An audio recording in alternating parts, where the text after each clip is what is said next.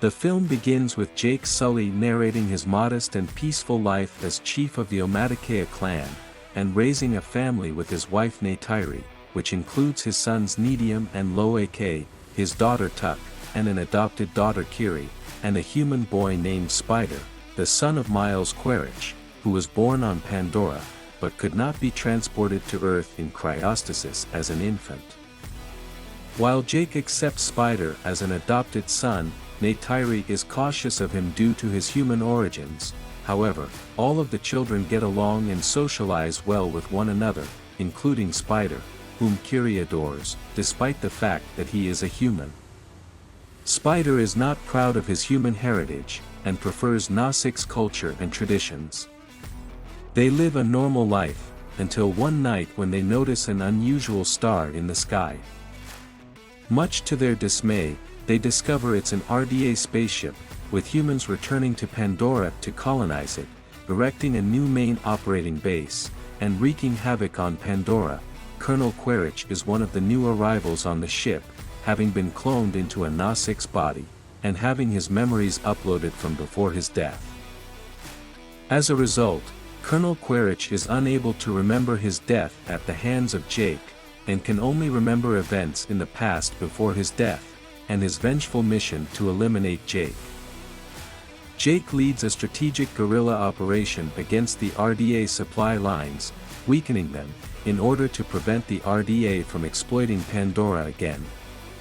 Loak, who disobeys Neytiri, and is eager to prove himself as a Nasik's warrior, attempts to assist Jake in battle but is wounded.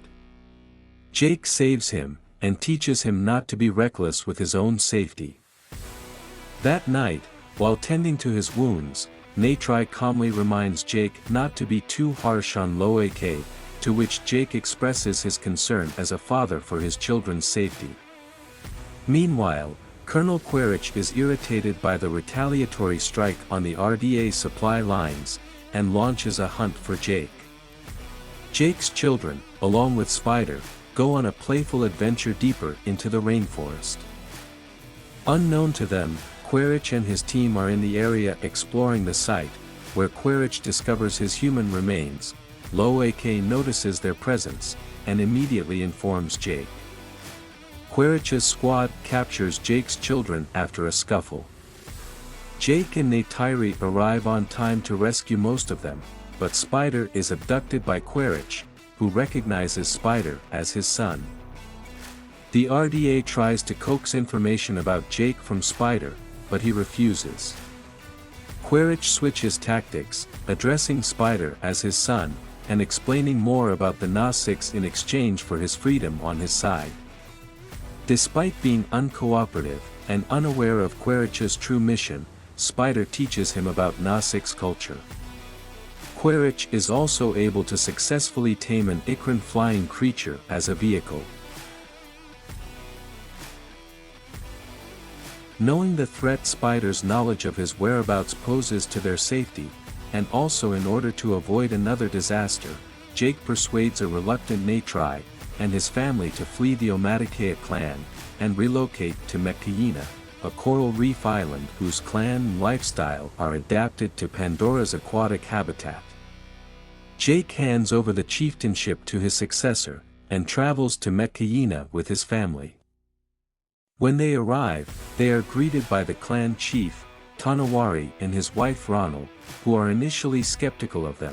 However, after Jake explains their situation, they are allowed to stay and are provided with shelter. Despite the fact that some tribesmen mock Jake and his children because of their genetic human heritage, the family learns the ways of the reef people and earns their respect. Kiri is fascinated with the aquatic life of Mekayina, and develops a spiritual bond with the sea and its creatures, while Loak befriends Tsyria, the daughter of clan chief Tanawari, and his wife Ronald.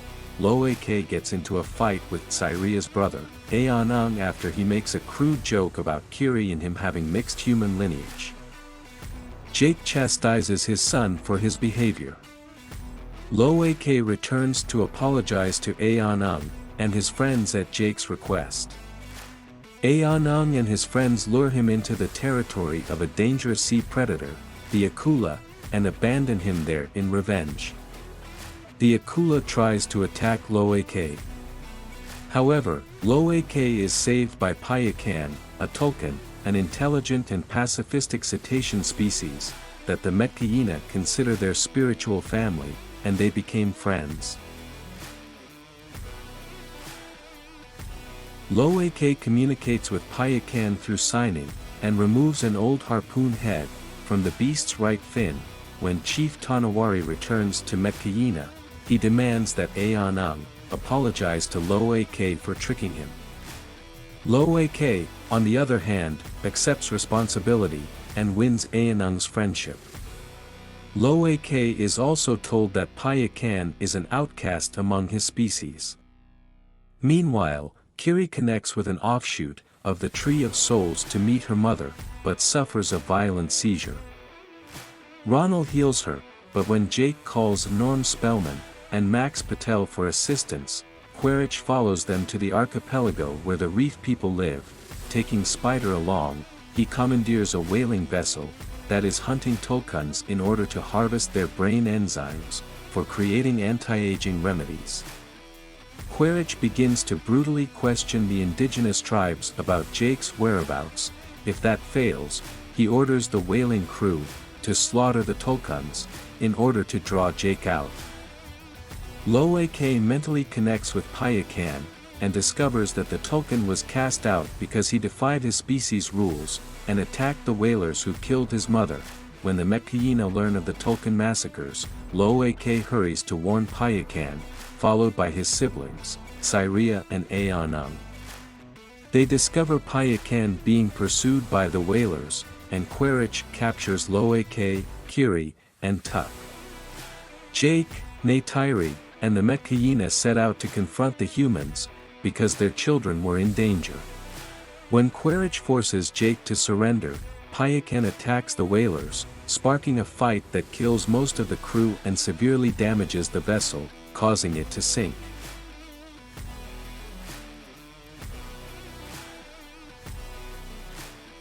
Medium saves Loak and Spider, but is killed in the process. Jake is up against Quaritch, who is holding Kiri hostage.